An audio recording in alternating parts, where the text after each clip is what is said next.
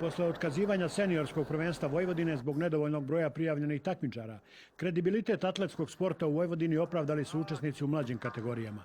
Uz nešto više od 200 atletskih nada iz 9 klubova, za povoljnu ocenu događaja u hali Novosadskog sajma pridružili su se gosti iz Republike Srpske, Crne Gore i Grčke.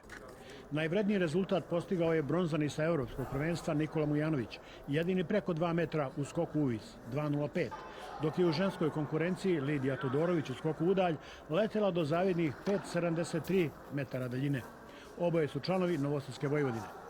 U sprintu na 60 metara članica Sirmijuma i Sremske Mitrovice Sara Kiš jedina je išla brže od 8 sekundi, 7,95, ispred Milice Pelemiš iz Zvornika u Vojvodininom timu, koja je i u skoku udalj daljinom 5,38 najavila rezultate za prestiž u bliskoj perspektivi.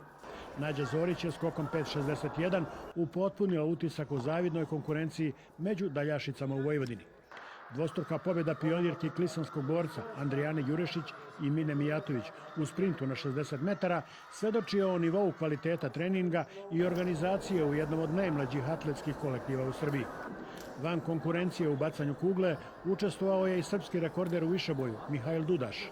Prvi put u karijeri hitnuo je kuglu preko 15 metara, precizno mereno 15,01. Ovo definitivno jeste jedno divno ostvarenje za mene, zato što je kugla nešto što mi je oduvek bilo problem.